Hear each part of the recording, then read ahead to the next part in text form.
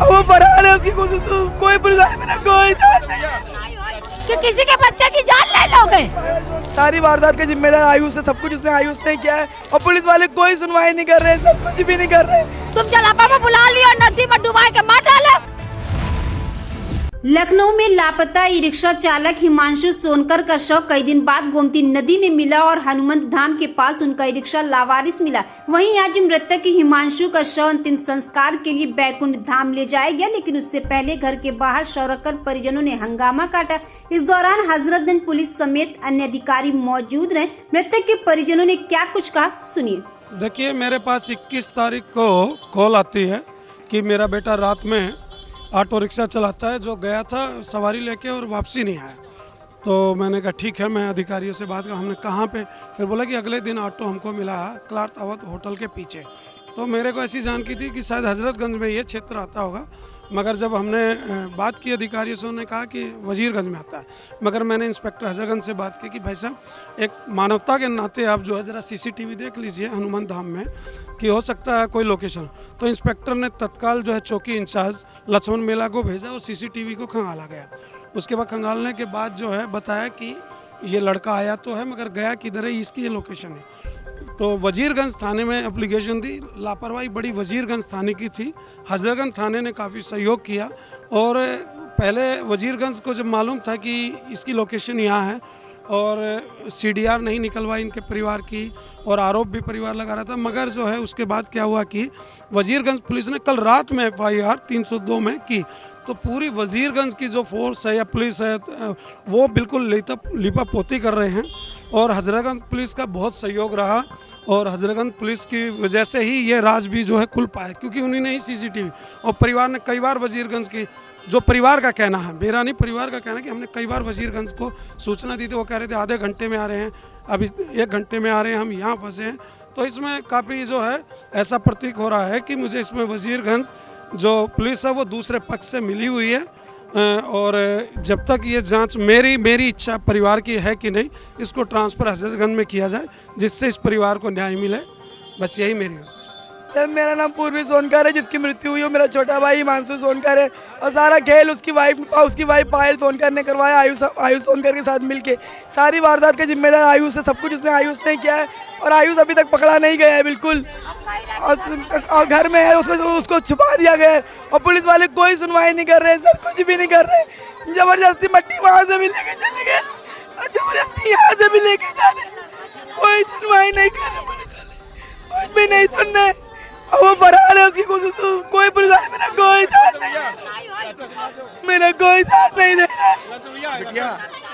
बहन मेरी यहाँ जो तमाम अधिकारी हैं भैया, क्या बता रहे हैं वो लोग? नहीं, अधिकारी देखिए, अधिकारियों ने पहले थोड़ा सा सीमा विवाद की वजह से हम परेशान हुए, लेकिन सही सूचना मिलने पर थाना ACP चौक, वजीरगंज थाना और सब हमारे साथ बने रहे। 3 दिन से लगातार हमारे साथ बने हुए हैं। 3 लोगों की गिरफ्तारी भी हुई है। इसके अंदर 2 व्यक्ति फरार हैं, उनको भी ये कहा जा रहा है कि मैं फिर अपनी टीम लगी हुई है, जल्द से जल्द आपको रिजल्ट मिलेगा। जो फरार है भैया करो, जवान लड़का खोया है, ऐसे ही रहा तो जलापा में करके बुला लिया। तुम जलापा में बुला लिया, नदी में डुबा के मार डाले। जब तुमको पहले से कसर रहा तो तुमने क्यों बुलाया उसको? अरे तुमको लड़की, तुम लोग को लड़की ले जाना रहा, लड़की भगा ले जाती कि किसी के बच्चे की जान ले लोगे? हाँ, पाल पोस के बड़ा करो तो जान के मारे करे। बताओ, कोई जान नहीं, कोई फालतू है, जान के बदले जान लिया जाएगा। माँ से छूटेगा तो ऐसे मारा जाएगा, मारना तो है ही उसको।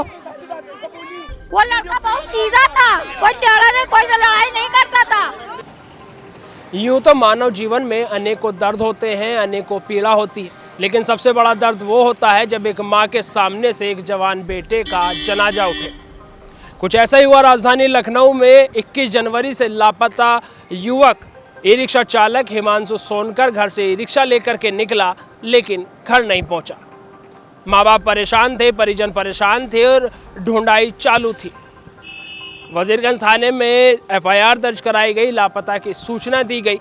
वहीं काफ़ी मशक्क़तों के बाद पता चला कि हिमांशु का ई रिक्शा हनुमान धाम मंदिर के पास खड़ा है, लेकिन वो नहीं है। वहाँ स्थानीय लोगों से पता किया गया तो हिमांशु को लेकर लोगों ने बताया कि हिमांशु ई रिक्शे से यहाँ तक तो आया था, आगे उसका कुछ पता नहीं। इसको लेकर के अब पुलिस और भी जो है वो अलर्ट हो गई थी। लगातार जो है वो सूचना पाने की कोशिश की जा रही थी, हिमांशु को ढूंढने की कोशिश की जा रही थी। अंत में पता चला कि हिमांशु का शव गोमती नदी में मिला है।